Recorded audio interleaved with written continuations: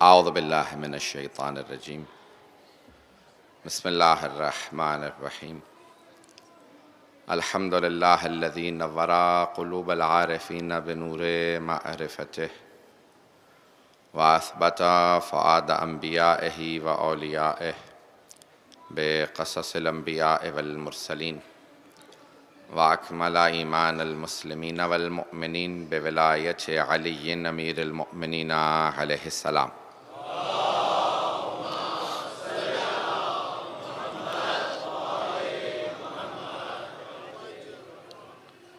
والصلاة والسلام والتحیۃ والاکرام علی افضل الموجودات العبد المؤید والرسول المسدد المصطفى الامجد المحمود الاحمد اعنی ابا القاسم محمد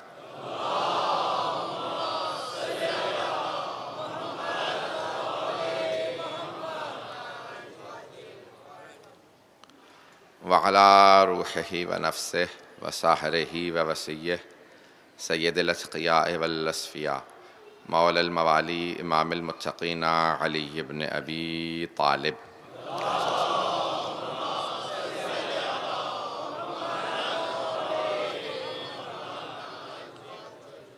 وعلى اوصیائه لا سیما بقیت اللہ فی الارضین روحی وارواح العالمین لتراب مقدمہ الفدا واللعنة الدائمة على أعدائهم أجمعين من الآن إلى قيام يوم الدين أما بعد فقد قال أبو عبد الله جعفر بن محمد الصادق عليه الصلاة والسلام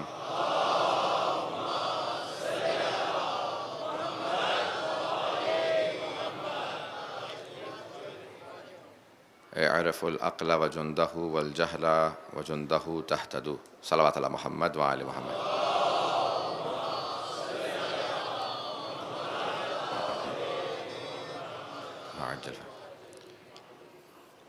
ایمان و عقل کے عنوان سے ہم نے سلسلہ مجالس کو جاری رکھا۔ سلسلے کی 7ویں مجلس ہے۔ جس حدیث کا انتخاب کیا ہے امام جعفر صادق علیہ السلام کی حدیث ہے۔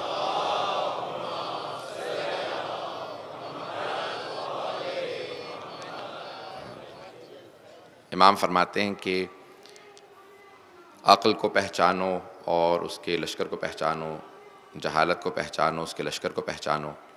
جو بھی عقل کو پہچانے گا، اسے اپنائے گا، اس کے لشکر کو اپنے لشکر میں شریک کرے گا، عقل کے لشکر میں شریک کرے گا، وہ خود بخود با ایمان تر ہوتا چلا جائے گا۔ عقل کا صحیح استعمال کرنا ہی انسان کو مؤمن بناتا ہے۔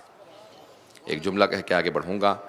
آپ کی محبتوں کی نظر کر رہا ہوں کہ جناب سید الشہداء کو 1400 برس ہونے والے ہیں، اور آپ تمام افراد آج 1400 سال بعد آنے کے باوجود بھی حق و باطل میں تمیز رکھتے ہیں۔ آپ سب کو پتہ ہے کہ حسین ابن علی حق ہیں، یزید باطل ہے۔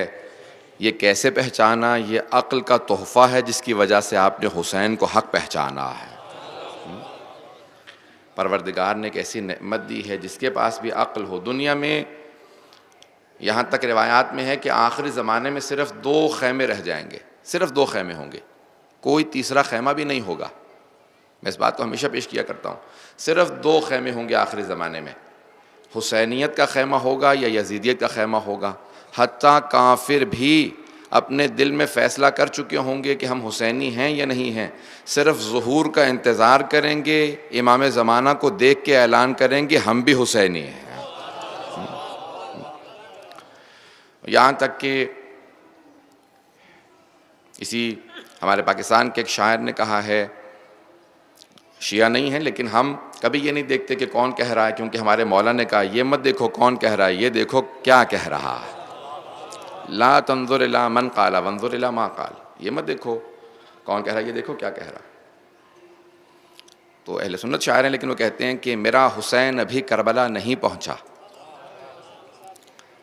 حسن نثار کا شعر، میرا حسین ابھی کربلا نہیں پہنچا، میں حر ہوں اور ابھی لشکر یزید میں ہوں۔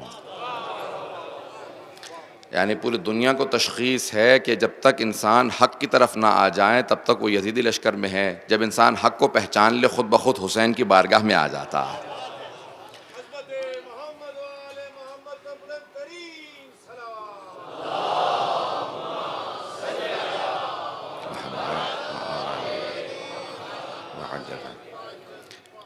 تو آج جس مرحلے میں پہنچے ہیں، مختلف جو لشکری ہیں، سپاہی ہیں عقل کے، ان کی ہم کوشش کر رہے ہیں کہ آہستہ آہستہ معرفت حاصل کریں، تاکہ اپنے اندر وہ صلاحیتیں پیدا کریں کہ ہماری عقل بہتر ہوتی چلی جائے، تاکہ ہماری معرفت بڑھتی چلا جائے، اور معرفت بڑھے گی تو خود بخود ہمارا ایمان بڑھتا چلا جائے گا۔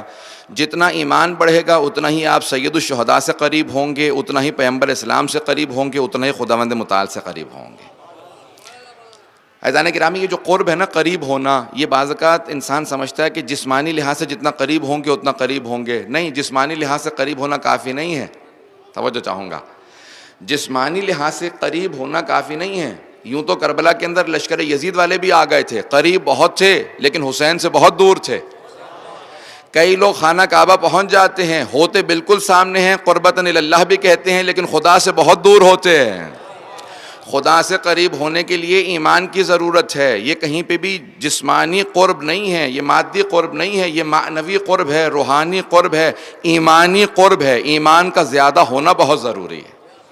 اور کیسے اندازہ ہوتا ہے ایمان زیادہ ہے؟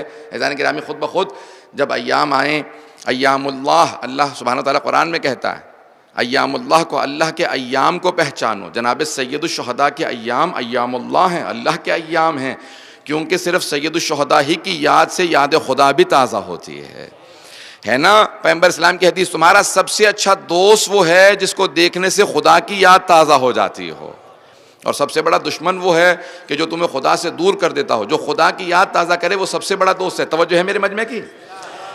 تمہارا سب سے بڑا دوست وہ ہے جو تمہیں خدا کی یاد تازہ کرا دے۔ عزیزان گرامی، جیسے ہی محرم آتا ہے خود بخود ہم الہی بننے لگتے ہیں، خدا کی یاد تازہ ہونے لگتی ہے۔ حسین اس ہستی کا نام ہے جو گنہگار کو بھی خدائی نظام کا پابند بنا دے۔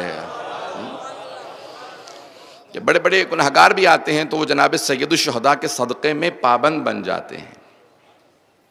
بہت بڑا نام ہے، جوش ملی آبادی شاعری کا، ادب کا۔ کمیونسٹ ہو گئے تھے جوانی میں، کمیونسٹ یعنی ملحد، یعنی تقریباً خدا کا انکار کر دیا، کچھ نہیں مانتے تھے، دین چھوڑ دیا، خدا کا انکار کر دیا۔ اب آخر عمر میں لوگوں نے دیکھا، دوبارہ مرثیے لکھنے لگے، مجلسوں میں آنے لگے، گریہ بھی کرتے تھے، رونے لگے۔ تو ایک صاحب نے طنزیہ کہا کہ جوش صاحب کیا ہوا، آپ مجلسوں میں کیوں آنے لگے؟ کمیونسٹ ہو گئے تھے، آپ تو خدا کے منکر ہو گئے تھے۔ کہاں میں خدا کا منکر ہو گیا تھا، لیکن حسین کے عصر عاشور کے سجدے نے مجھے خدا کو ماننے پہ مجبور کر دیا۔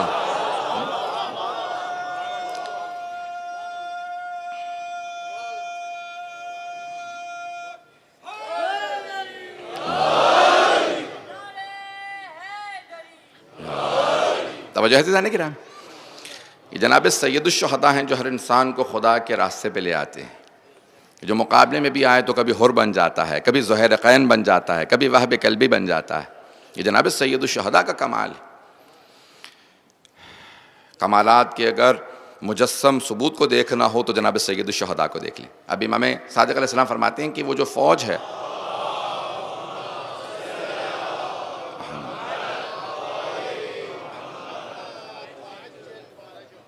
مولا فرماتے ہیں کہ اس لشکریوں میں وَالْعِلْمُ وَضِدَّهُ الْجَهْلُ، کہ علم عقل کی سپاہیوں میں ہے اور جہل جو ہے وہ جہل کے۔ اب یہاں پہ مولا نے وہاں عقل کے مقابلے میں جہالت کہی ہے، یہاں علم کے مقابلے میں جہالت کہی ہے۔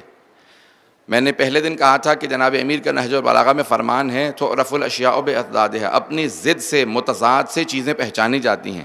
کبھی مولا کہتے ہیں کہ عقل کے مقابلے میں جہالت آتی ہے، کبھی علم کے مقابلے میں جہالت آتی ہے، لیکن جہاں پہ بھی عقل ہوگی وہاں علم بھی ہوگا، لیکن جہاں نہ عقل ہو نہ علم ہو وہاں سرائے جہالت کے اور کچھ نہیں ہوگا۔ اب اہل بیت کے ماننے والوں کے پاس دونوں چیزوں کا ہونا بہت ضروری ہے، عقل کا ہونا بھی ضروری ہے، علم کا ہونا بھی ضروری ہے۔ میں اپنے نوجوانوں سے کہوں گا، اپنے بچوں سے کہوں گا، ہمیشہ علم حاصل کرتے رہیں۔ تمام علوم آل محمد ہیں، تمام علوم کو حاصل کریں۔ دین کا علم ضرور سیکھیں، واجبات کو ضرور سیکھیں، لیکن تمام علوم، جتنے علوم آپ حاصل کریں گے وہ تمام علوم آل محمد ہیں۔ یہاں تک روایات میں ہے کہ جب امام ظہور فرمائیں گے تو اس وقت لوگ مختلف علوم میں مہارت رکھتے ہوں گے، جتنے علوم ہوں گے، ہر علم کا ماہر جب امام کی بارگاہ میں آئے گا تو امام فرمائیں گے کہاں تک سیکھا تھا؟ جہاں تک تمہاری حد ہے نا وہاں سے میں ابتدا کروں گا۔ جہاں پہ عقل انسان کی، جہاں علم انسان کا پہنچ جائے گا، اس سے امام زمانہ شروع کر کے اسے ایسے مراحل پہ لے جائیں گے. پوچھا چھٹے امام سے کسی نے، کہا مولا آپ کے جو بیٹے ہیں امام مہدی علیہ السلام وہ کیا علم ایسا دیں گے کہ لوگ اگلے مراحل میں پہنچ جائیں گے؟ کہا ہم وہ سکھانا چاہتے تھے، لوگوں کے پاس صلاحیت نہیں تھی، لیکن ہمارا جب بیٹا مہدی آئے گا لوگوں کے ذہن تیار ہوں گے اور وہ ان مراحل میں لے جائیں گے کہ لوگ تعجب کریں گے. کہا مولا کچھ ایک مثال دیجئے. امام نے کہا باہر کی مخلوقات سے انسان کا رابطہ برقرار ہو جائے گا. پتہ نہیں جملہ پہنچا پایا ہوں یا نہیں. سائنس خود گواہی دے گی، جو آج تک رابطہ برقرار کرنے کی کوشش کر رہے ہیں، مولا فرماتے ہیں باہر کی مخلوقات سے رابطہ برقرار ہو جائے گا. پتہ نہیں تعجب ہے یا نہیں ہے. باہر کی مخلوقات سے انسان کا رابطہ برقرار ہو جائے گا. عزیزان گرامی، باہر کی مخلوقات ابھی تک ہمارے لیے غیب ہیں، صرف وہی متصل کر سکتا ہے جو غیب تک رسائی رکھتا ہو. جو غیب پہ رسائی رکھتا ہو وہی ہمیں متصل کر سکتا ہے. کہا کہ لوگوں کا باہر کی مخلوقات سے، اب ایلینز کہیں جو مرضی کہہ لیجیے آپ، جتنی بھی اصطلاحات سائنس نے ایجاد کی ہوں، ان سے ایک مرتبہ رابطہ ہوگا تو صاحب الزمان علیہ السلام کی. یہاں تک فرمایا امام نے. اور آج یہ دور ہے جہاں پہ کلوننگ شروع ہو چکی ہے. اب کلوننگ کی میں توضیحات نہیں کروں گا آپ کے سامنے، کہ جہاں پہ اب وہ باقاعدہ کسی کا کوئی عضو خراب ہو جاتا ہے تو وہ بنا لیتے ہیں. انسان کے باقاعدہ انہوں نے خلیے لیے اور ایک پوری بھیڑ بنا دی سائنس نے. تو امام نے اس وقت کہا تھا ایک جملہ جو کلوننگ کے بعد کافی واضح ہوا. امام نے کہا سب کچھ کر لیں گے، یہاں تک کہ جو اعضاء خراب ہو جائیں گے وہ بھی ایجاد کر لیا کریں گے. تو لوگوں نے کہا کیسی باتیں کر رہے ہیں؟ مولا کی باتیں ان کو سمجھ میں نہیں آ رہی تھی، وہ سمجھ بھی نہیں سکتے تھے کیونکہ امام 1400 سال بعد کی باتیں کر رہے تھے. تو کہا کہ بھئی وہ تمام اعضاء جو خراب ہو جایا کریں گے وہ بھی ایجاد کر لیں گے، بس ایک کمی رہ جائے گی ان میں، مردے میں جان نہیں ڈال پائیں گے. ہمارا بیٹا مہدی آئے گا، ٹھوکر لگائے گا.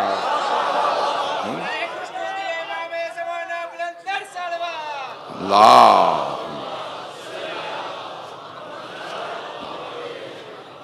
وعجل فرج. کوئی تعجب نہ کرے کہ امام زمانہ مردے کو زندگی دے دیں گے. جناب عیسیٰ بھی تو ساتھ میں آئیں گے.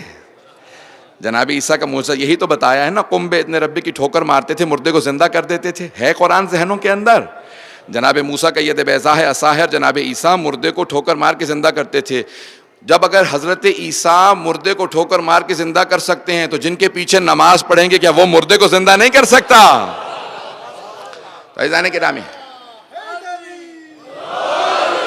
عزیزان گرامی، تو علم جو ہے علامت ہے عقل کی اور ایمان کی. انسان کے پاس علم ہو تو انسان کا جو ایمان ہے وہ بڑھتا چلا جاتا ہے. اب میں ایک سادہ سی مثال دوں گا، علم کے لیے کتنا اہم ہے، اس کی کتنی اہمیت ہے. 10 افراد جو خوارج میں سے تھے، خوارج تو سب سمجھتے ہیں، بڑے خوارج جمع خارجی کی کسی نے کہہ بھی دیا ہے. خارجی کی جمع خوارج، عربی کا لفظ ہے. نواسب، ناصبی کی جمع، ناصبی یہ بغض اہل بیت رکھنے والا. خوارج، خارجی یعنی جو خروج کرے امام کے خلاف، کہ اگر مجھے موقع ملے گا معاذ اللہ تو میں امام کے خلاف جنگ کروں گا، امام کو معاذ اللہ مارنے کی کوشش کروں گا. اگر بات پہنچ رہی ہو سب لوگ پہنچ گئے ہیں. آج کے دور میں تو آپ کو کہیں نظر نہیں آ رہے. فیضان گرامی، اب جو سامرہ میں حملہ کیا، یعنی امام علیہ السلام کے حرم پہ جو حملہ کیا، یعنی ہم امام کے مقابلے پہ آ رہے ہیں، تو خوارج کہا جاتا ہے انہیں، جو امام سے جنگ کریں. خوارج نجس ہیں، بہرحال اب میں اس کی تفصیلات میں نہیں جانا. 10 خوارج، جنگ نہروان امیر المومنین نے خوارج کے خلاف لڑی تھی. تو کچھ لوگ بچے، اس کے بعد انہوں نے 10 افراد نے فیصلہ کیا کہ ہم علی سے ایک سوال کریں گے، اگر علی نے جواب دیا، ہر ایک سوال کے جواب میں نئی دلیل پیش کی تو پھر علی کا ساتھ دیں گے، نہیں تو پھر علی کے دشمنوں کا ساتھ دیں گے. تو وہ 10 کے 10 افراد جو ہے انہوں نے کہا بھئی اگر ہم اکٹھے چلے گئے تو علی کو اندازہ ہو جائے گا. کیسا علم تھا ان لوگوں کا. کہ اگر ہم اکٹھے چلے گئے تو انہیں اندازہ ہو جائے گا کہ یہ کوئی منصوبہ بندی کرنے کے بعد سامنے آئے ہیں. تو کیا کیا جائے؟ کہ مسجد کوفہ کی دیوار کے پیچھے چھپ جانا، ایک ایک کر کے سامنے جانا، تاکہ انہیں ایک دم سے ہم سرپرائز دیں گے، سامنے اکٹھے چلے جائیں گے تو وہ فوراً جواب نہ دے دیں، چھپ کے جا کے ایک ایک کر کے ہم سوال کریں گے. تو ان میں سے ایک منافق میں سے، خوارج میں سے ایک نے کہا کہ ہاں بالکل صحیح انداز ہے. بھئی ہم ایسے کوئی امام ہی نہیں مانتے جو دیوار کے پیچھے دیکھ کے بتا نہ سکے. ہم ایسے امام کو امام مانتے ہیں جو پہاڑ کے پیچھے دیکھ کے بتاتے تھے لشکر کتنا آ رہا ہے، کتنا میرے ہاتھوں مارا جائے گا، کتنا بھاگ جائے گا.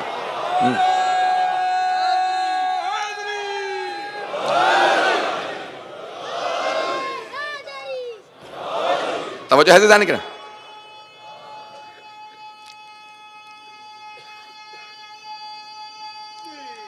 ماشاء اللہ. توجہ ہے عزیزان کرام؟ صرف جلدی جلدی چند سوالات پیش کروں گا. 10 افراد آئے, ایک ہی سوال لے کے آئے. آپ نے شاید میں نے پیش کیا ہو, اب ذہن میں نہیں. جناب امیر کے سامنے, ان میں سے ایک آدمی سامنے آیا اور ایک مرتبہ جناب امیر کا راستہ روک کے کہنے لگا کہ یا علی بتائیے, مل افضل, العلم او المال, علم افضل ہے یا مال افضل ہے, دولت افضل ہے, پیسہ افضل ہے یا علم افضل ہے؟ مولا نے فرمایا العلم. کہا لماذا, ایسا کیوں کرے کہ علم افضل ہے؟ مولا نے کہا کیونکہ دولت خرچ کرنے سے کم ہوتی ہے, علم خرچ کرنے سے بڑھتا ہے. گھبرا کے تو نہیں سن رہے ہیں؟ فوراً دوسرا سامنے آ گیا, اس نے بھی راستہ روکا, کہا یا علی بتائیے علم افضل ہے یا مال؟ آپ نے فرمایا علم. کہا کیا دلیل ہے؟ امام نے کہا جس کے پاس مال زیادہ ہوتا ہے اس کی راتوں کی نیندیں حرام ہو جاتی ہیں, جس کا علم زیادہ ہو وہ سکون سے سوتا ہے. تیسرا فوراً سامنے آیا, راستہ روکا, یا علی بتائیے علم افضل ہے یا مال؟ آپ نے فرمایا کہ علم. کہا کیوں؟ مال افضل کیوں نہیں ہے, علم افضل کیوں ہے؟ کہا کیونکہ مال قارون کی, فرعون کی میراث ہے, علم انبیاء کی میراث ہے. چوتھا آدمی سامنے آ کر یا علی بتائیے علم افضل ہے یا مال؟ امام نے فرمایا علم. کہا کیوں؟ کہا کیونکہ جس کا مال زیادہ ہو اس کے دشمن زیادہ ہوتے ہیں, جس کا علم زیادہ ہو اس کے دوست زیادہ ہوتے ہیں. پانچواں سامنے آ کر یا علی بتائیے علم افضل ہے یا مال؟ آپ نے فرمایا علم. کہا کیوں؟ کہا کیونکہ مال جس کے پاس زیادہ ہو وہ کہتا ہے انا ربکم الاعلی, یہ فرعون نے کہا تھا قرآن کی روح سے, انا ربکم الاعلی, میں ہی تمہارا خدا ہوں. جس کا علم زیادہ ہو وہ کہتا ہے الہی ما عبدناک حق عبادت, کہ مولا کا اپنا جملہ ہے کہ پروردگارہ تیرا حق عبادت ادا نہ ہو سکا. علم انسان کو اتنی بزرگی پہ لے جاتا ہے کہ انکساری پہ آ جاتا. مال انسان کو متکبر بنا دیتا ہے. 10 افراد نے ایک ہی سوال کیا, پھر فوراً سب نے ایک مرتبہ مولا سے کہا کہ مولا ہم سب آپ کا ساتھ دیں گے, یا علی اب ہم آپ کے ساتھ ہیں. مولا نے کہا کیوں؟ کہا کیونکہ آپ نے ایک ہی سوال کے 10 جواب کے 10 نئے نئے وجوہات پیش کیے ہیں, نہیں 10 وجوہات. مولا نے کہا تم 10 پہ خوش ہو گئے؟ کہ قیامت تک کسی ایک سوال کو تم پوچھتے رہتے تو میں ہمیشہ نئی دلیل پیش کرتا رہتا. میں قیامت تک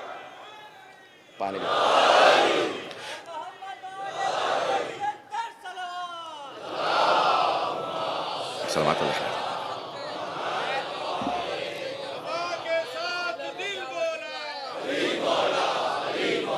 ماشاء اللہ.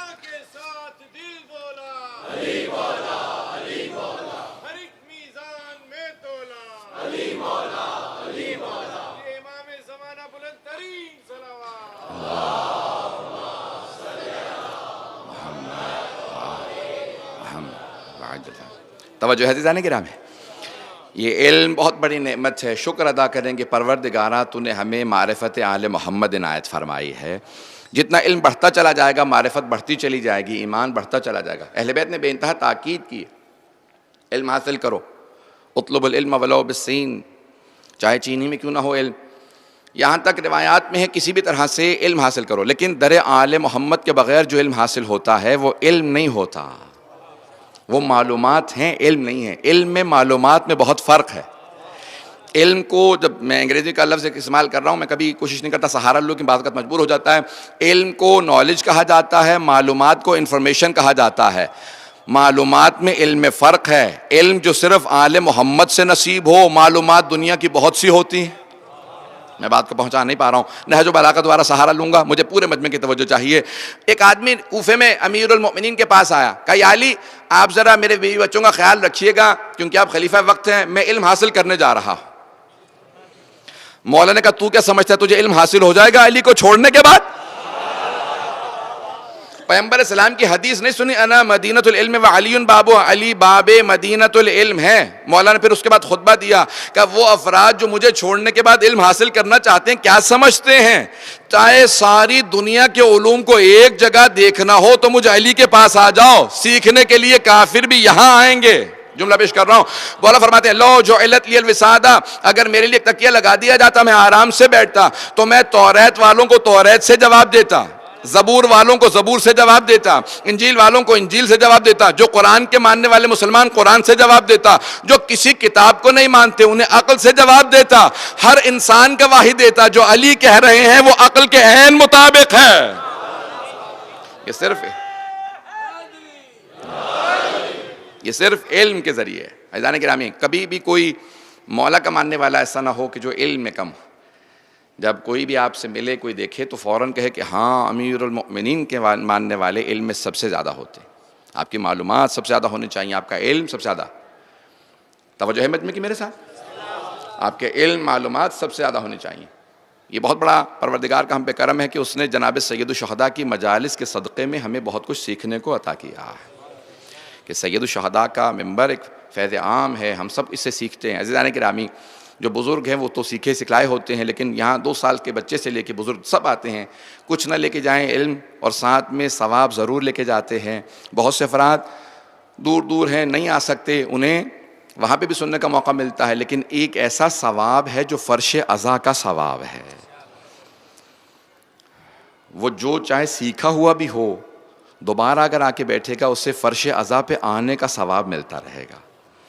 جس فرش عزا پہ فرشتے بھی آنا اس کی تمنا کرتے ہیں، آنے کی تمنا کرتے ہیں، اب سوچئے کہ اس کا ثواب کتنا زیادہ ہے۔ اس لیے یہ فرش عزا اسے کبھی معمولی نہ سمجھیں۔ یہ جو آپ زحمتیں کر رہے ہیں، جناب سیدہ قبول فرمائیں کہ کہاں کہاں تک، دور دور تک، مجھے اندازہ بھی نہیں کہاں کہاں تک لوگ ہیں۔ تو عزیزان گرامی، علم بہت بڑی نعمت، تمام نوجوانوں سے درخواست کروں گا کبھی بھی اس میں کوئی بھی سمجھوتا نہ کریں، ہمیشہ علم حاصل کرتے رہیں، چاہے انسان کتنے بھی سن و سال کا ہو جائے، اپنے علم میں اضافہ کرتے رہے۔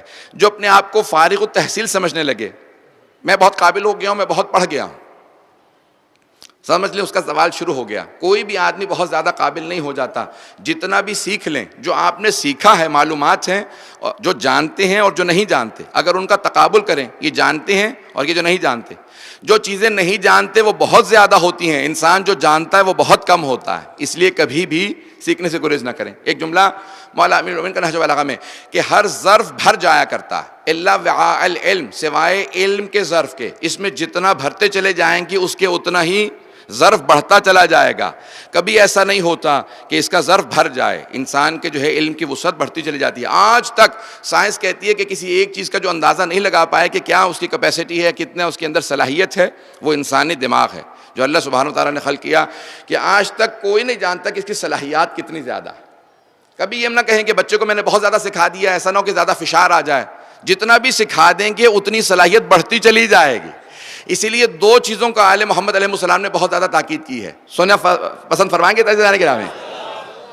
مولا کی ایک حدیث کو پیش کر رہا ہوں، اس میں 3 چیزوں کا ذکر ہے اور دونوں کو میں پیش کر رہا ہوں۔ تو مولا فرماتے ہیں کہ 3 چیزیں بچوں کو ضرور سکھاؤ، ادبوا اولادکم، ایک تو ادب سکھاؤ اپنے بچوں کو کہ با ادب بچے ہوں، اس کی اپنے ذہنوں میں رکھیے گا، با ادب بچے ہوں، چھوٹے بڑے کی تمیز رکھتے ہوں، کبھی بھی کسی کے سامنے جسارت نہ کریں، گستاخی نہ کریں۔ دوسرے فرماتے ہیں قرآن ضرور سکھانا، اور تیسرے آل محمد سے وابستگی ضرور سکھانا۔ پیغمبر اسلام فرماتے ہیں ادبوا اولادکم بولایت علی، امیر المؤمنین کی ولایت سب سے بڑا ادب ہے، انسان کو باادب بنا دیتا ہے۔ تو اس لیے ولایت آل محمد یہ آپ کے ذہنوں میں ہو، یہ 3 چیزیں ہمیشہ ساتھ رکھیں۔ تو اس لیے علم، میں مطالب کہہ گیا ہوں، 2-3 چیزیں مجھے اور جلدی پیش کرنا ہے آج، مولا کی حدیث کو تکمیل کرنا ہے، مجالس 23 سے گزر رہی ہیں۔ تو مولا فرماتے ہیں کہ علم اور اس کے مقابلے میں جہالت، جہاں پہ بھی جہالت دیکھیں مولا کہتے ہیں خود بخود جاہلوں سے اجتناب کرو، اذا خاطبهم الجاہلون قالوا سلاما، بحث کرنا، لڑنا، جھگڑنا یہ مناسب نہیں ہے۔ کبھی بھی اگر بحث کریں بھی تو ادب و آداب کے دائرے میں، آواز، انداز، گفتگو، الفاظ سب پہ غور کرنے کے بعد انسان کسی سے بحث کرے۔ اگر آوازیں بڑھنے لگیں، زبان خراب ہونے لگے تو پھر بحث کی اجازت نہیں ہے ہمارے یہاں۔ المرا امام فرماتے ہیں کہ گناہ ہے ایسا جھگڑنا زبانی کہ جس کے اندر انسان دوسرے کی توہین کرنے لگے، اس کی اجازت نہیں ہے اسلام کے اندر۔ توجہ ہے لوگوں کے میرے ساتھ؟ تو عزیزان گرامی، اس لیے بے انتہا ضروری ہے کہ ہم ادب و آداب کے دائرے میں رہ کے ہمیشہ، تو اس لیے کبھی بھی اس کے اوپر ہم سمجھوتا نہ کریں، تو علم حاصل کرتے رہیں اور جاہلوں سے ہمیشہ اجتناب کریں۔ اگر وہ کوئی آپ سے غلط انداز سے بات بھی کریں تو ان کو سلام کر کے گزر جائیں، یہ قرآن کا اصول ہے جو قرآن نے ہمیں عطا کیا ہے۔ دوسرا جو مرحلہ مولا فرماتے ہیں کہ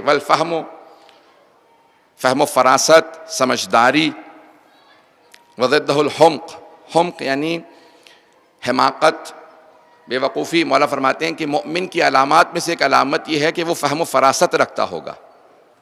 اس کو میں پیش کروں گا، تھوڑی سی اس کی آپ کو زحمت دوں گا، اس کے اوپر بھی سب غور فرمائیں گے۔ اتقوا فراست المؤمن لأنہ ینظر بنور اللہ، معصوم فرماتے ہیں مؤمن کی فراست سے ڈرو کیونکہ وہ اللہ کے نور سے دیکھتا ہے۔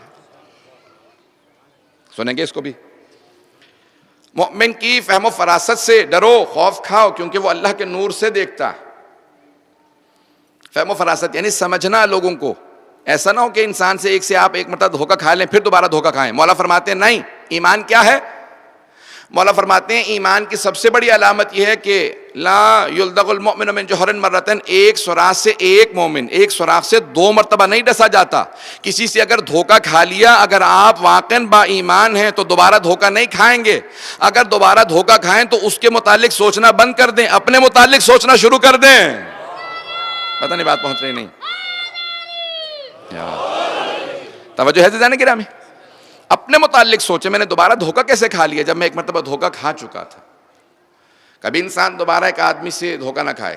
مومن کی علامت یہ ہے سہم فراست، صاحب فراست ہوتا ہے، فہم و فراست اس میں بہت زیادہ ہوگی. ادراک، عقل مند، لوگوں کو دیکھے گا اور دیکھنے سے اندازہ. یہ نہیں کہ معاذ اللہ کسی کو چہرہ دیکھنے کے بعد آپ غلط اندازہ لگانے لگیں کہ نہیں. کبھی بھی یہ مت دیکھیں کہ سامنے چہرہ اچھا نظر آ رہا ہے اس کا مطلب ہے کہ یہ آدمی سے دھوکا، اور یہ آدمی بہت زیادہ شکل و صورت کے اندر اچھا نہیں ہے. نہ، ظاہر سے دھوکا مت کھائیے گا.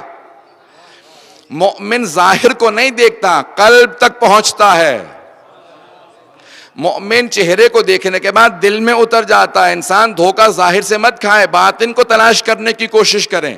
کبھی بھی اچھا لباس دیکھنے کے بعد دھوکا نہ کھائیں. ہمیشہ یاد رکھیں کہ انسان کے قلب تک اترنے کی، آنکھوں سے، چہرے سے دل تک اترنے کی کوشش کریں. اور یہ انسان کو تبھی نصیب ہوتا ہے جب اس کے اندر بے انتہا تقویٰ بڑھ جاتا ہے. اس کا تقویٰ بڑھ جائے گا. آپ نے سن رکھا ہوگا بڑے بڑے علماء سے متعلق، مرحوم آیت اللہ شیخ محمد تقی بہجت سے متعلق چہرہ پڑھ لیتے تھے. ائمہ علیہ السلام کا درجہ مقام بہت بالا تر ہے. یہ جو امیر المومنین سے متعلق ملتا ہے کہ آپ میدان جنگ میں کہتے تھے، جناب مالک اشتر، جملہ آپ کے ذہنوں میں ہے، کہا جناب مالک اشتر نے لیلۃ الحریر جنگ صفین میں، کہا یا علی مولا کل رات جتنے آپ نے آدمی قتل کیے دشمن کے اتنے ہی میں نے بھی. کہا مالک کیسے اندازہ لگایا؟ کہا مولا آپ قتل سے پہلے کہتے ہیں اللہ اکبر. جب میں آپ کی آواز سنتا تھا رات میں تو میں بھی فوراً بڑھ کے ایک دشمن کو، آپ کے دشمن کو قتل کر دیتا تھا. مولا نے کہا مالک بہت اچھے، اتنے تابعدار سمجھدار. مولا کے سب سے جلیل القدر صحابی حضرت مالک اشتر ہے، بہت مقام ہے. کہا لیکن مالک آپ کے اور میرے قتل کرنے میں بہت فرق ہے. کہا مولا میں جانتا ہوں، میں غلام ہوں، آپ آقا ہے، لیکن مولا فرمائیے فرق کیا ہے؟ کہ مالک تمہارے سامنے جو دشمن آتا تھا میرا تم اسے مار دیتے تھے، لیکن میں اپنے دشمن کی بھی پیشانی کو دیکھتا تھا. اگر اس کی نسل میں ایک بھی میرا ماننے والا ہوتا تھا میں اسے بھاگنے دیتا تھا، اور اگر اس کی پوری نسل میں کوئی میرا ماننے والا نہیں ہوتا تھا میں اسے قتل کرتا تھا، بھاگنے دیتا تھا. کیونکہ آنے والا خود سمجھ جاتا تھا کہاں آ گیا ہوں، سامنے شیر خدا ہے، کوشش ہی بھاگنے کی کرتا تھا. اگر رک جاتا تو حیدر کرار 2 ٹکڑے کر کے پھینک دیا کرتے تھے. لیکن مولا فرماتے ہیں پیشانی سے پڑھ لیتا تھا نسلوں میں کون آنے والا ہے. مومن بابصیرت ہوگا، فہم و فراست والا ہوگا، اپنے اندر فہم و فراست پیدا کرے. میری باتیں برا تو نہیں لگ رہی ہیں عزیزان گرامی؟ بعض جملے سخت ہوتے ہیں.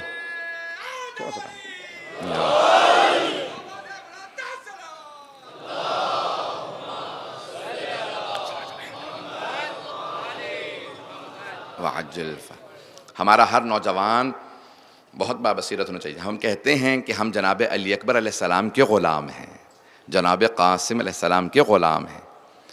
ان کے غلاموں کو کیسا ہونا چاہیے؟ کوئی ان سے مقابلہ نہیں کر سکتا، لیکن جو غلام ہیں ان کے اندر کچھ نہ کچھ ایسی صفات ہوں کہہ سکیں کہ اوروں میں ہم میں فرق ہے، جو ان کے غلام ہوتے ہیں وہ ایسے ہوتے ہیں. آپ نے کئی مرتبہ دیکھا، اس جملے کو خاص توجہ چاہوں گا.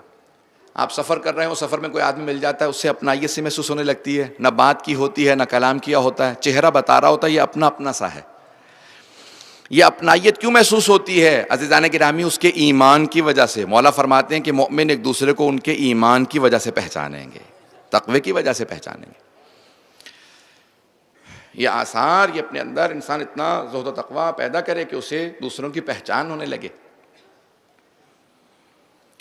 مختلف انداز سے انسان اپنے اندر بعمل بنے. ایک اور 2 پہلوؤں کو جلدی لے کر پیش کر سکوں. مولا فرماتے ہیں کہ والعفہ، اور مومن کے اندر جو اہل ایمان ہوں گے، فہم و فراست والے ہوں گے، باعقل ہوں گے، ان کے اندر عفت پائی جائے گی، پاک دامنی پائی جائے گی، پاک دامن ہوں گے.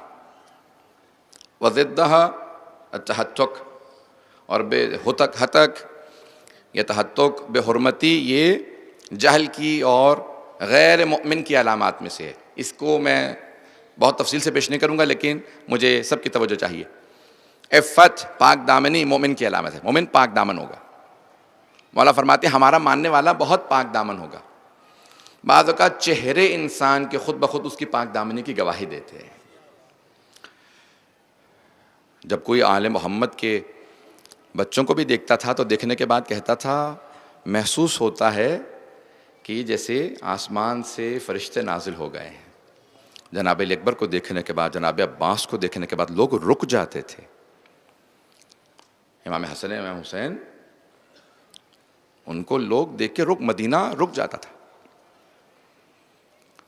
جناب مسلم نے عقیل جب کوفے پہنچے تو ہر آدمی گواہی دیتا تھا، ان کا چہرہ بتاتا ہے حسین کے نائب کو کیسا ہونا چاہیے. پتہ نہیں بات پہنچ رہی ہے نہیں پہنچ رہی ہے. عزیزان گرامی، یہ باعفت ہونا، پاک دامن ہونا، یہ مومن کی علامات میں سے.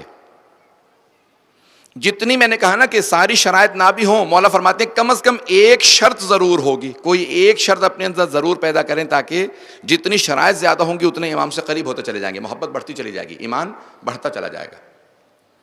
با ایمان ہونا.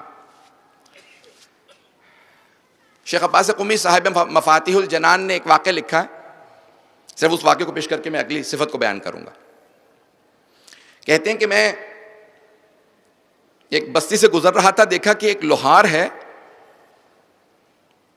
لوہے کا کام کرتا ہے، تو اس میں لوہے کی چیزوں کو بنانے کے لیے اسے بہت زیادہ لوہے کو گرم کرنا پڑتا ہے. بھٹی میں ڈالتے ہیں، جب وہ بہت زیادہ گرم ہو جاتا ہے تو نرم ہو جاتا ہے، پھر اس کو موڑا جا سکتا ہے، اس کو ڈھالا جا سکتا ہے. تو کہتے ہیں کہ میں نے اپنی آنکھوں سے دیکھا کہ بھٹی میں جب ڈالتا تھا تو اکثر لوہاروں کو وہ دوسرے لوہے کے اوزار سے جو ہیں لوہے کو پکڑتے ہیں، جب بھٹی میں ڈال دیتے ہیں، کیونکہ بھٹی بہت تیز گرم ہوتی ہے، آگ بہت زیادہ ہوتی ہے، جلا دیتی ہے. ہاتھ ڈالے اور ہاتھ باہر واپس نہیں آئے گا. کہا اپنی آنکھوں سے دیکھا کہ لوہے کی بھٹی کے اندر جلتی ہوئی آگ کے اندر ہاتھ ڈالتا ہے اور جلتے ہوئے لوہے کو آگ سے نکال لیتا ہے، اٹھا لیتا ہے. میں نے دیکھا دیکھنے میں ایک عام سا مومن ہے، معصومین کا دور نہیں ہے. کہا کیسے؟ کہ میں فوراً رک گیا، کچھ دیر اس کو دیکھتا رہا، پھر فوراً سوال کیا کہ مجھے یہ بتاؤ کہ یہ تم لوہے کو، گرم لوہے کو کیسے اٹھا لیتے ہو؟ کہ نہیں میں بھی ایک عام انسان تھا، اکثر جل جایا کرتا تھا، قریب بھی جاتا تھا آ کے تو جل جاتا تھا. ایک مرتبہ کسی ایک بیوہ خاتون نے مجھ سے مدد مانگی. میں جانتا تھا یہ بیوہ ہے، میں ناجائز فائدہ اٹھانا چاہتا تھا. عفت ذہن میں رکھیے گا، میں ممبر کے احترام میں بہت زیادہ باریکیوں میں نہیں جا سکتا. تو ایک مرتبہ کہا کہ میں ناجائز فائدہ اٹھانا چاہتا تھا. اس نے کہا کہ دیکھ میں بیوہ ہوں، میرے بچے یتیم ہیں، اگر مجبور کرے گا تو شاید میں گناہ میں چلی جاؤں. کہا جب ایک مرتبہ اس نے رونا شروع کیا اور اس کے آنسو بہنے لگے، کہا کیوں رو رہی ہو؟ کہا خداوند متعال سے جہنم سے بہت خوف آتا. کہا ٹھیک ہے میں گناہ کی دعوت نہیں دوں گا، یہ پیسے ہیں چلی جاؤ. ایک مرتبہ اس نے روتے ہوئے آنسو بہتے ہوئے کہا پروردگارا میرے یتیم بچے ہیں، تجھے علی بن ابی طالب کا واسطہ جہنم کی آگ کو اس پہ آسان فرما دے، جہنم کی آگ کو اس پہ ٹھنڈا فرما دے. کہ اس دن سے لے کے آج تک دنیا کے اندر بھی میں جب آگ میں ہاتھ ڈالتا ہوں مجھے نقصان نہیں پہنچاتی. اس بیوہ کی دعا کا اثر یہ ہے. بعض اوقات انسان اپنے آپ کو باعفت رکھے، پاک دامن رکھے تو اس کا ایسا اثر ہو جاتا ہے. پتہ نہیں بات پہنچی ہے یا نہیں پہنچی ہے. عزیزان گرامی، باعفت رہنا، پاک دامن رہنا، اس کی زندگی کے اندر بے انتہا انسان کے آثار ہیں. آل محمد کے ماننے والے ہمیشہ باعفت ہوں گے، پاک دامن، پاک دامنی کا دامن نہ جانے دیں. ہمیشہ اپنے آپ کو جناب سید الشہداء کی بارگاہ میں محسوس کریں. ایک آخری صفت کو پیش کروں گا، اگر سننا پسند فرمائیں گے تو اس کے بعد پھر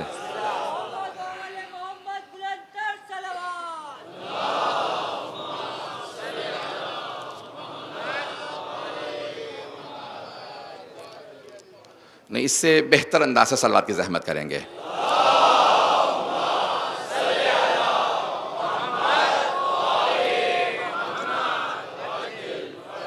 عزیزان کرام، ایک صفت پیش کی ہے مولا نے کہ مومن کی، اہل ایمان کی علامات میں سے ہے، عقل والوں کی علامات سے وَالزُّہْدُ وَضِدُّهُ الرَّغْبَةُ، زہد کو اپنائیں گے اور دنیا میں رغبت کا اظہار نہیں کریں گے. زہد تقوی سے مختلف ہے. زہد ہے دوری اختیار کرنا دنیاوی اشیاء سے، واجب نہیں ہے. زہد واجب نہیں ہے، تقوی اپنانا واجب ہے. مومن بننا لازم ہے انسان پہ. مومن جو بنے گا تو تقوی کی مراحل کو طے کرتا چلا جائے. تقوی کو کسی اور دن پیش کروں گا، یہ چلیں شاید دونوں کو آج ہی پیش کروں جلدی جلدی آپ کے سامنے. عزیزان گرامی، تقوی یہ ہے کہ انسان جب مومن بن جائے، اتقوا اللہ یا ایھا الذین آمنوا اتقوا اللہ، اے ایمان والو تقوی اختیار کرو. اس کا مطلب ہے ہر مومن متقی نہیں ہوتا. اللہ کہہ رہا ہے اے مومنوں متقی بن جاؤ. ہر متقی مومن ہوتا ہے لیکن ہر مومن متقی نہیں ہوتا. امیر المؤمنین مومنوں کے بھی امیر ہیں اور مولائے متقیان بھی ہیں. مولا متقیان میں پوچھا گیا امیر المؤمنین سے یا علی اہل تقوی کون ہوتے ہیں؟ کہ مولا نے فرمایا کہ اگر ایک ہفتے کے سارے اعمال کو ایک پلڑے میں رکھیں اور کسی عمل پہ شرمندگی نہ ہو سمجھ لو وہ اہل تقوی. بہت بڑا رتبہ. مولا فرماتے ہیں ایک ہفتے کے اپنے کسی بھی عمل پہ شرمندہ نہ ہو اسے اہل تقوی کہا جاتا ہے. ایک ہفتے کے پورے زندگی کے اعمال کو کہا ایک ہفتے کے کسی عمل پہ شرمندہ نہ ہو. اس کا مطلب ہے ایک دو دن کی بات نہیں ہے. انسان ہفتہ بعد ہفتہ مسلسل اپنے آپ کو اتنی ترغیب دلائے تب انسان متقی بنتا ہے. مولا فرماتے ہیں ایک ہفتے کے سارے اعمال کو ایک پلڑے میں رکھے کسی عمل پہ شرمندہ نہ ہو تو سمجھ لو یہ متقی ہے, اہل تقوی ہے. متقی کا یہ مقام ہے. مولا متقیان کا مقام کیا ہوگا؟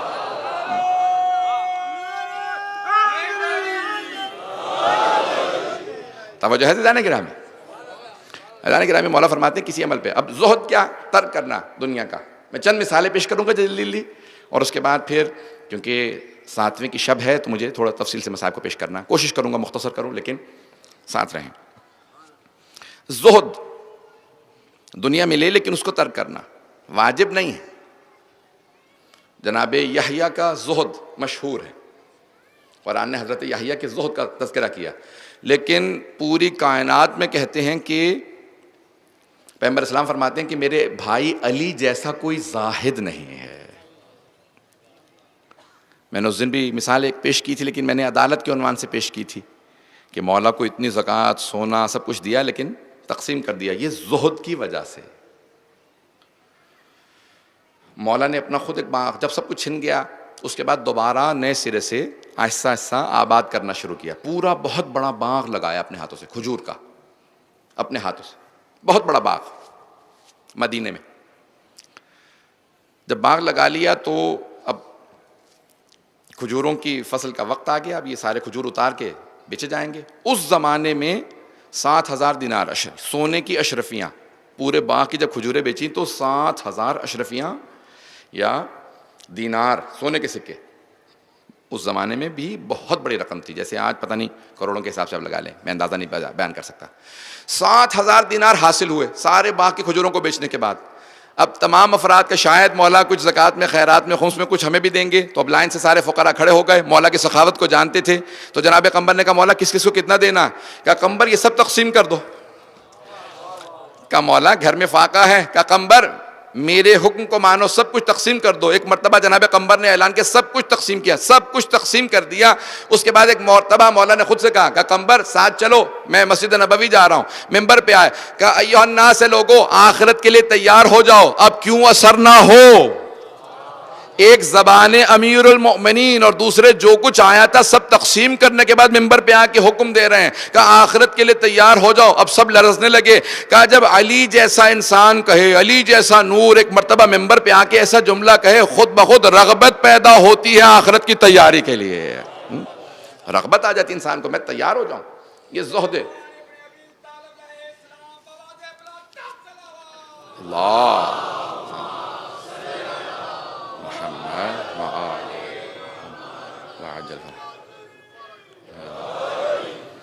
بس بھئی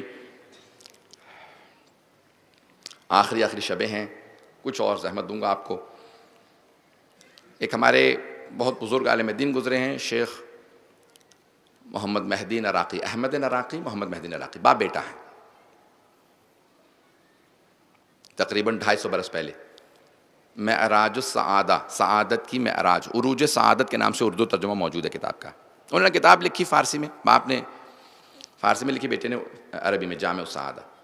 واقعہ سناؤں گا, سننا پسند فرمائیں گے؟ تو اب ذہن میں رکھیے گا زہد, اہل ایمان اہل عقل کس طرح سے زہد اپناتے ہیں. انہوں نے کتاب لکھی سعادت پہ کہ انسان جو سعید بننا چاہتا ہے اسے زہد اپنانا چاہیے. تو ایک آدمی نے کہیں تہران میں کتاب پڑھ لی, وہ کاشان میں رہتے تھے, تو اس نے اپنا مکان بیچا, دنیا ساری چھوڑ دی, ایک کشکول خریدا اور فقر و فاقہ اختیار کرنے کے بعد کہا کہ میں چلتا ہوں جس کی وجہ سے زاہد بناؤں، اب جا کے اس سے بھی ملاقات کروں۔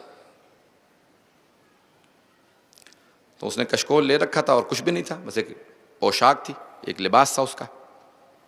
کاشان پہنچا، دیکھا کہ بھئی جنہوں نے کتاب لکھی ہے وہ تو مسجد میں نماز بھی پڑھاتے ہیں، لباس بھی ابا قبا پہن رکھی ہے، لباس صاف ستھرا، اس کا مطلب ہے 2-3 لباس ہوں گے تبھی تو صاف ستھرا لباس ہے۔ نہا دھو کے آئے ہوئے ہیں، تیار ہیں۔ اتنے میں دیکھا مدرسہ بھی ہے۔ پھر تھوڑی دیر بعد جو ہے وہ نماز پڑھانے کے بعد کہیں گے میں گھر جا رہا ہوں۔ کہا آپ کا گھر بھی ہے؟ کہاں گھر بھی ہے؟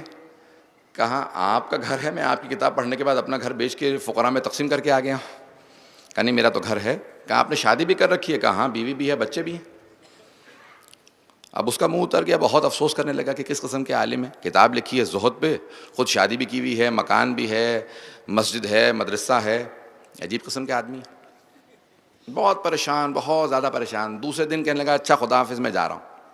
انہوں نے سمجھ لیا، اس کے کہتے ہیں مومن کی فراست، کہ یہ آدمی دیکھنے کے بعد متاثر نہیں ہوا، یہ غمگین ہو گیا، یہ افسردہ ہو گیا۔ کہا کیا بات ہے؟ کہا بھئی آپ کو دیکھنے کے بعد میں نے ساری دنیا چھوڑ دی، صرف ایک کشکول ہے میرے پاس، اور جب آپ کے پاس آیا تو آپ کے پاس مکان بھی ہے، مدرسہ بھی ہے، مسجد بھی ہے، گھر بھی ہے، اتنے شاگرد ہیں، اتنے ماننے والے لوگ آتے ہیں، نماز پڑھنے آتے ہیں، یہ کس قسم کا زہد ہے؟ تو انہوں نے کہا اپنی کتاب اگر میں آپ کو خود پڑھا دیتا تو شاید آپ کو زہد سمجھ میں آ جاتا ہے۔ آپ نے نہ جانے پڑھنے کے بعد کیا سمجھ لیا؟ کہا نہیں اب میں کچھ سمجھنا نہیں چاہتا۔ کہا اچھا ایک بات کہوں؟ کہا فرمائیے، آخری بات سنوں گا اس کے بعد میں جا رہا ہوں۔ کہا چلو میرے ساتھ کربلا چلو، زیارت پہ لے چلتا ہوں، شاید راستے میں تمہیں زہد سمجھ میں آ جائے۔ کہا جب تک آپ تیاری کریں گے تب تک تو نہ جانے کتنے دن گزر جائیں گے، جس کی مسجد ہو، مدرسہ ہو، گھر ہو، بار ہو، شاگرد ہو، درس ہو، سب کچھ ہو، وہ نہ جانے کتنی تیاری کرے گا۔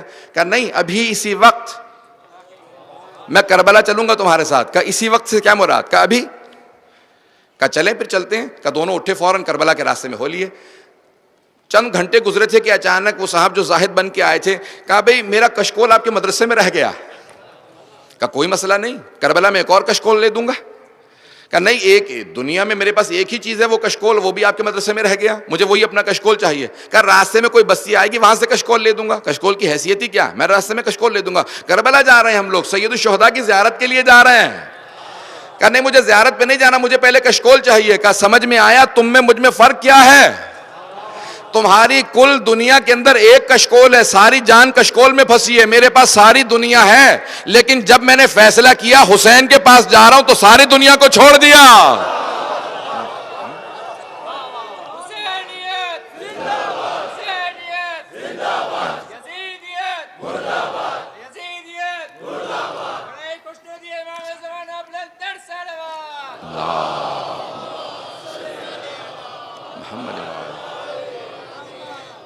توجہ فرمائیے عزیزان کرام، انسان اگر سمجھ جائے کہ یہ سب چیزیں یہیں پہ رہ جائیں گی، انسان دل نہ لگا لے ان چیزوں سے، ہمیشہ تیار رہے، جب خدا کی طرف سے آواز آئے گی لبیک کہوں گا، جب زیارت کے لیے آواز آئے گی فوراً لبیک کہوں گا، کبھی بھی دنیا سے دل نہ لگا لوں، ہمیشہ تیار رہوں امام کے لیے۔ زہد یہ نہیں کہ انسان کے پاس کچھ نہ ہو، زہد یہ ہے کہ ان چیزوں سے دل نہ لگ جائے۔ بات پہنچی ہے یا نہیں پہنچی ہے؟ کہ انسان ان چیزوں سے دل نہ لگا لے۔ کبھی بھی آپ نے کبھی دیکھا دنیا میں کوئی جوان مرنا چاہتا ہو؟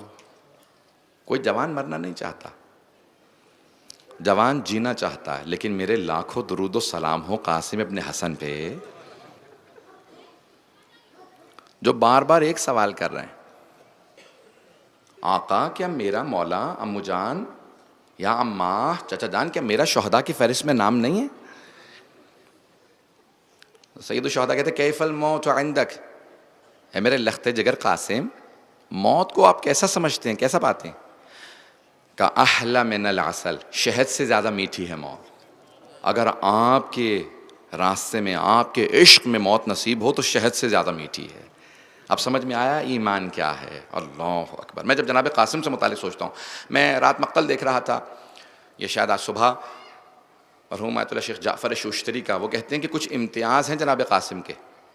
سب سے کم سن شہید کربلا ہے جو جہاد کے لیے گئے ہیں، ان سے چھوٹے بچے ہیں، صرف جناب علی اصغر نہیں اور بھی بچے ہیں۔ چوتھے امام فرماتے ہیں کہ جب عاشورے کا دن گزر گیا نا تو شام غریبہ میں 30 لاشیں اہل بیت کے پڑے تھے، 30 لاشیں۔ 18 ایسے جوان تھے کہ جن کی دنیا میں کوئی نظیر نہیں تھی، کوئی مثال نہیں تھی. کوئی علی اکبر تھا، کوئی قاسم، کوئی اون محمد، حضرت عباس ان کے بھائی، 7 حضرت علی کے بیٹے. بھئی کوئی آنکھ آج بخل نہ کرے. آج امام حسن مجتبیٰ کو پرسہ پیش کرنا، ایک مظلوم باپ کے مظلوم بیٹے کا پرسہ ہے یار. مولا فرماتے 30 لاشیں تھے، 18 جوانان بنی ہاشم کے.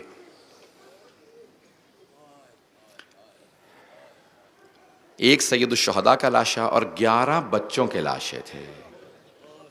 11 بچوں کے لاشیں. ہم ہمیشہ جناب علی اصغر کے مصائب پڑھتے ہیں، حضرت عبداللہ رضی کے ہیں. بچے پھر کیسے شہید ہوئے؟ میں صرف جلدی جلدی اشارہ کر کے آگے بڑھوں گا. کچھ بچے، ایک روایت کے الفاظ ہیں، جب عصر عاشور میں شمر نے جناب سید الشہداء کے سر سے امامہ اتارا اور وہ خنجر چلانا چاہتا تھا، تو ایک بچہ خیمے سے اپنی ماں کا ہاتھ چھڑا کے باہر آ گیا، تیزی سے آگے بڑھا. جب اس نے پہلا خنجر چلایا نا تو بچے نے اپنے دونوں ہاتھ سامنے رکھ دیے، کہا مت مارو میرے چچا کو. 11.5 برس کے ہیں، 11.5 برس کے ہیں. جناب عبداللہ سے متعلق ملتا ہے حضرت امام حسن کے بیٹے تھے، 11.5 برس کے تھے. ماں نے کہا تھا ابھی بالغ نہیں ہو، میں جانے نہیں دوں گی. ہاتھ چھڑایا، کہا اماں میری آنکھوں کے سامنے زہرا کا لال مارا جائے. بہت تیزی سے آگے آئے، اپنے دونوں بازو امام حسین کی گردن پہ رکھے. جب گردن پہ رکھے نا اس نے تلوار چلائی، دونوں بازو قلم ہو گئے. جناب حسن مصنع سے متعلق بھی تفصیل میں نہیں جاؤں گا. تو اب یہ مختلف بچے جو شہید ہوئے ہیں، ان میں سے جب شام غریبہ میں خیموں کو آگ لگی نا تو جناب زینب کبریٰ نے جناب ام کلثوم سے کہا ام کلثوم بیویوں سے کہو اپنے اپنے بچوں کو دیکھ لیں، بچے موجود ہیں.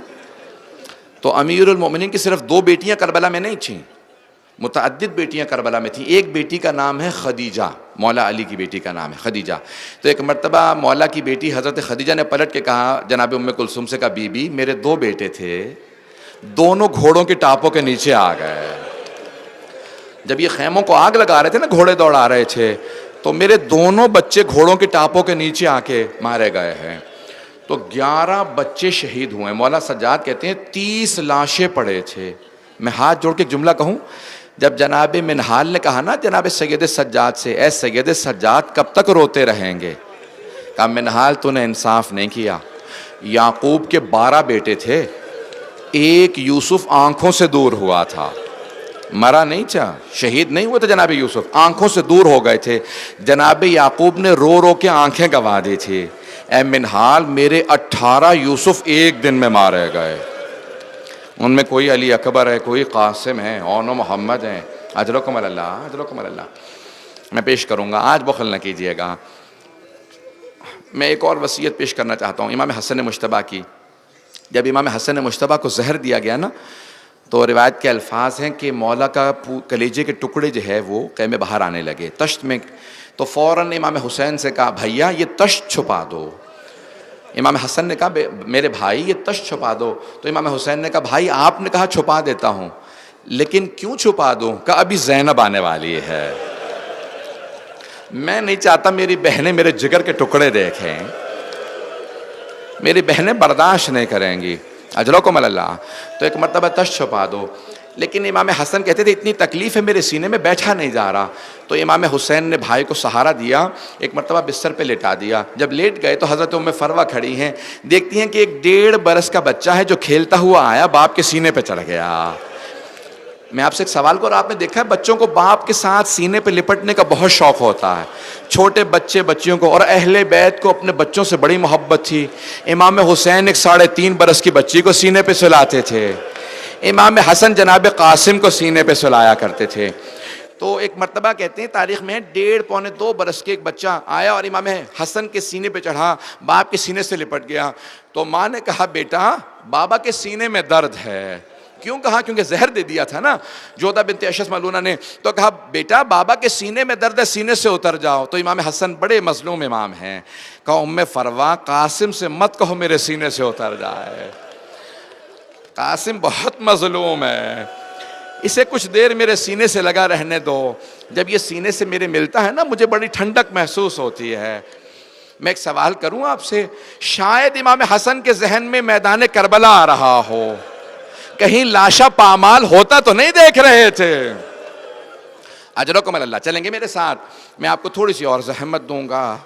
اجرکم اللہ. آج شب 7 ہے, پانی بند ہونے والا ہے نا صبح میں. بھئی ابھی تو اتنی حرارت ہے, میں نے مجلس کے دوران بھی کئی مرتبہ پانی پیا ہے.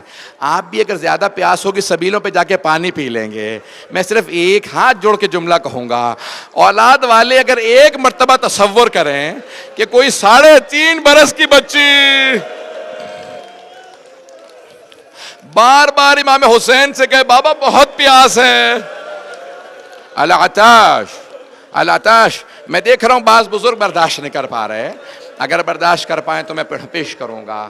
بس بھئی 7 محرم کا دن ہے. شیخ آیت اللہ شیخ جعفر شوشتری کا جملہ پیش کر رہا ہوں. میں نے کہا 30 میدان کربلا میں بچوں سمیت شہید تھے, مستورات کو ملا کے 40 سے زیادہ. مولانا سید الشہداء نے آواز دی حضرت عباس کو. آج کی شب ہے یا 7 محرم کا دن ہے. شیخ جعفر شوشتری کہتے ہیں, میں نے مقتل میں خود پڑھا, متعدد کتابوں میں ہے کہ آواز دی عباس میرے سارے اہل بیت کو بلا دو, میں کچھ دیر خیمے میں بیٹھ کے سب سے ملنا چاہتا ہوں. جناب عباس نے ساری مستورات کو بتایا, مولا حسین نے بلایا ہے, ان کے خیمے میں آ جائیں. مستورات بچوں کو لے کے آ گئیں, سارے مردوں سے کہا صرف خاندان اہل بیت کے مردوں کو بلایا ہے. سارے مرد آ کے بیٹھے, جناب عباس بھی بیٹھے, مولا کے اپنے 6 بھائی ہیں, سب بیٹھے ہیں. ایک مرتبہ جناب سید الشہداء ایک ایک کو دیکھتے جاتے تھے, روتے جاتے تھے. بکا بکان شدیدہ, کا بڑی شدت سے مولا نے گریہ شروع کیا. میں ایک سوال کروں آپ سے, اگر کوئی خاندان کا بڑا رونے لگے تو دوسرے مرد بھی رونے لگتے ہیں, اور اگر مرد رو رہے ہوں تو خواتین بھی رونے لگتی ہیں, اور اگر خواتین رو رہی ہوں تو بچے بھی رونے لگتے ہیں. مولا ایک ایک فرد کو دیکھتے جاتے تھے, روتے جاتے تھے. کبھی جناب زینب کو دیکھتے بار بار روتے. میں ہاتھ جوڑ کے کہوں میرے مولا 2 چیزوں کو بہت, کبھی پیشانی کو دیکھتے تھے, کبھی کلائیوں کو دیکھتے تھے. میرا دل کہتا ہے پیشانی کو دیکھتے تھے شاید یہاں پتھر نے لگنا ہے, کلائیوں کو دیکھتے تھے یہاں رسیوں نے بندھنا ہے. اجرکم اللہ. بس اس کے بعد کبھی کسی بیوی کو دیکھتے, کبھی کسی بیوی کو, روتے جاتے بلند آواز سے. ایک مرتبہ 7ویں کو مولا سب کو دیکھ دیکھ کے رو رہے ہیں. ایک رات گزر رہی ہے, مولا نے ایک مرتبہ دن مدارہ, بس بھئی شب عاشور, میں نے سارے مصائب چھوڑے. تیزی سے جناب قاسم کے چند جملے سن لیجئے گا. میں دوبارہ کہوں گا کہ جناب قاسم کے آیت اللہ شیخ جعفر شوشتری کہتے ہیں 2 امتیاز. جو جہاد کرنے گئے ہیں ان میں سب سے کم سن جناب قاسم ہیں, اور دوسرے کا ایک اور امتیاز ہے. آپ نے دیکھا ہے کہ جب کوئی جنگ کے لیے پرانے زمانے میں جاتا تھا نا, وہ زرہ پہن لیا کرتا تھا. جانتے ہیں کیوں؟ جب کوئی تیر لگے, تلوار کا وار ہو تو لوہے کی زرہ ہوتی تھی, وہ وار کو روک لیتی تھی. لیکن اگر کسی کا جسم چھوٹا ہوتا تھا نا, زرہ بڑی ہوتی تھی. جناب قاسم کو کئی زرہ پہنا کے دیکھی, زرہ پوری نہیں آ رہی تھی. میں جملہ کیسے پیش کروں گا؟ بہت سے بچے بیٹھے ہیں, آپ نے دیکھا بہت بڑی بڑی زرہ چھوٹے بچے کو پوری نہیں آتی, تو دیکھا کہ جناب قاسم کو کوئی زرہ پوری نہیں آ رہی. کہا چچا جان زرہ رہنے دے, میں بغیر زرہ کے جنگ کرنے جاؤں گا. جب زرہ ہوتی ہے نا تو میں ایک ہاتھ جوڑ کے کہہ رہا ہوں میرے طرف دیکھیے گا, جب زرہ ہوتی ہے نا تو نیزوں کو روکتی ہے, تیروں کو روکتی ہے, تلوار کے وار کو روکتی ہے. اگر ٹوٹ جاتی ہے تو تیر بھی سیدھا سینے میں جاتا, نیزہ بھی سیدھا سینے میں جاتا, تلوار کا وار بھی. اور اگر زرہ ہو ہی نہ, اور اگر کوئی اپنے گھوڑے کی پشت سے گر جائے, سینے پہ زرہ نہ ہو, جس گھوڑے کا پاؤں آتا ہے وہ پسلیاں توڑتا جاتا ہے. اجرکم اللہ. بس بھئی جناب قاسم کے 2 جملے سن لیجئے. شیخ جعفر شوشتری کہتے ہیں ایک مرتبہ جناب قاسم نے کہا چچا جان مجھے اجازت دے دیں.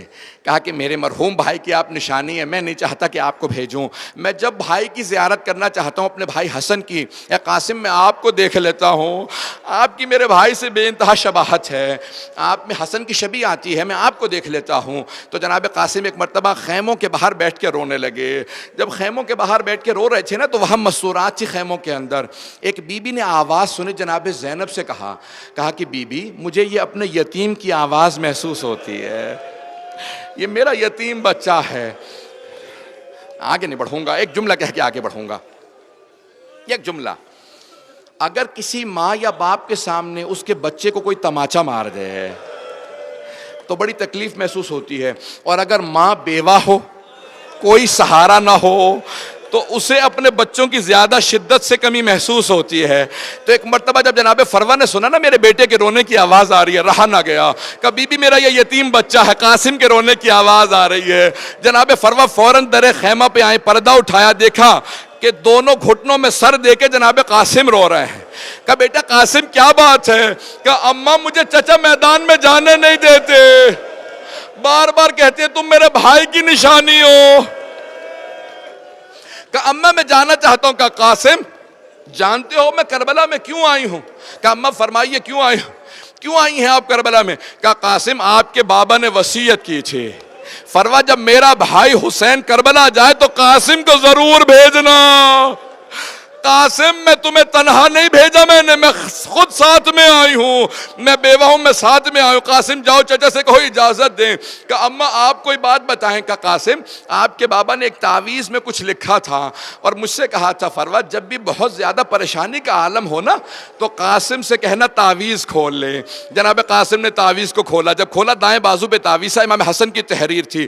کھولنے کے بعد ایک مرتبہ پڑھنا شروع کیا. کیا لکھا تھا؟ یا بنیا قاسم, اے میرے لخت جگر قاسم, اے میرے جان کے ٹکڑے قاسم, اذا وجدت عمک الحسین وحیدا غریبا عطشانا مظلوما. اے میرے لخت جگر قاسم, جب تم دیکھو نا تمہارے چچا اکیلے رہ گئے ہیں, بڑے پیاسے ہیں, مظلوم ہیں, غریب ہیں, تو گریز نہ کرنا. جتنی مرتبہ میرا بھائی حسین روکے تم اتنی مرتبہ کہنا چچا مجھے جانا ہے, چچا میں جاؤں گا.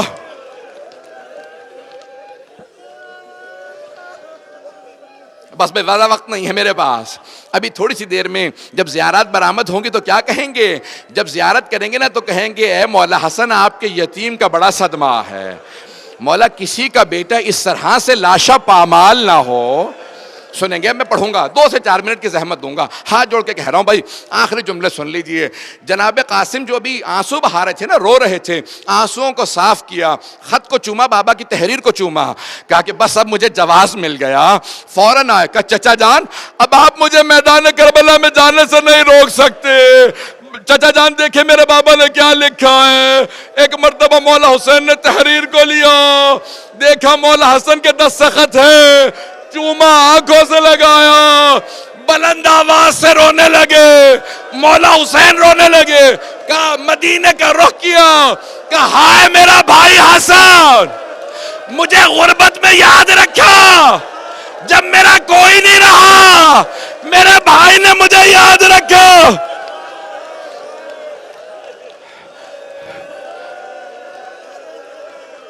اجرکم اللہ. میں نے آج دیکھا روایت میں شیخ جعفر شوشتری کی بھی کتاب میں موجود ہے, سب کتابوں میں ہے. ایک مرتبہ مولا حسین نے دونوں باہیں جناب قاسم کے گلے میں ڈالی, جناب قاسم نے امام حسین کے گلے میں باہیں ڈالی. کہا بلند آواز سے رونے لگے. فغشی علیہما, دونوں غش کھا کے زمین پہ گر گئے. مجھے نہیں پتا اتنا کیوں گریا کیا, شاید غربت میں جب اپنے یاد آتے ہیں تو انسان سے برداشت نہیں ہوتا.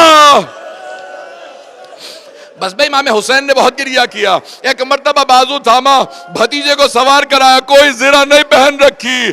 جناب قاسم میدان میں اترے, ایک مرتبہ مقابلہ شروع کیا. ازرق شامی نامی بہت بڑا پہلوان تھا, اس نے اپنے سارے بیٹوں سے کہا یہ علی کا پوتا ہے, جاؤ جا کے اسے قتل کر دو. وہ بھی حضرت علی کے پوتے تھے, سب کا مقابلہ کیا, ایک ایک کر کے سب کو قتل کر دیا. اب ازرق شامی نے کہا میں خود حملہ کروں گا. 1000 پہلوانوں کا پہلوان مانا جاتا تھا. جب وہ مقابلے پہ آیا, امام حسین نے ہاتھوں کو بلند کیا, کہا پروردگارہ میرا بھتیجا بڑا پیاسا ہے. وہ 1000 کے مقابلے میں جناب قاسم نے امام حسین کو دیکھا, تلوار نکالی, آواز دی یا علی ادرکنی, تلوار چلائی, اسے قتل کر دیا. عمر سعد نے کہا کہ سارے مل کے حملہ کرو. جب قریب سے حملہ ہوا, کسی ملعون نے پشتے سر پہ گرز مارا, جناب قاسم گرنے لگے. آواز دی امو جان میری مدد کو آؤ. چچا جان میری مدد کو آئیے.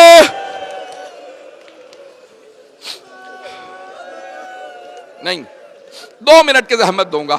چچا جان میری مدد کو آئیے. روایت کے الفاظ ہیں جیسے عقاب حملہ کرتا ہے نا ویسے سید الشہداء نے حملہ کیا, سارے لشکر کو مار بھگایا. جب سب چلے گئے تو مولا زمین پہ اترے گا, یا بنیا قاسم, او میرا لخت جگر قاسم, بیٹا تو نے بلایا میں آ گیا تھا, لیکن بیٹا یہ لشکر دوڑا تیرا لاشا پامال ہو گیا. جناب قاسم کا لاشا پامال ہو چکا تھا. میں نے تمام کر دیا, اب مجھ میں پڑھنے کی طاقت نہیں رہی. ہاتھ جوڑ کے 2 جملے پیش کر رہا ہوں. جناب فروا در خیمہ پہ کھڑی دیکھ رہی تھی, دیکھتی ہے جناب سید الشہداء جیسے ایک مالی پھول چنتا ہے ویسے لاشے کے ٹکڑے جمع کر رہے. ابا کو بچھایا, ایک گٹھڑی کاندھے پہ رکھی, چلے. جناب فروا نے کہا بی بی زینب میرا 13 برس کا جوان ہے, یہ حسین کیسے آ رہے ہیں؟ میں کچھ نہیں کہتا, ایک جملے پہ تمام کر دیا. پرسہ دیجئے گا. جب جناب فروا نے دیکھا نا, امام حسین نے کہا زینب فروا کو لاشا مت دکھانا. جناب فروا نے بس ایک جملہ کہا, قاسم جب جنت میں جانا باپ سے کہنا میں نے آپ کا وعدہ پورا کر دیا تھا. ماتم حسین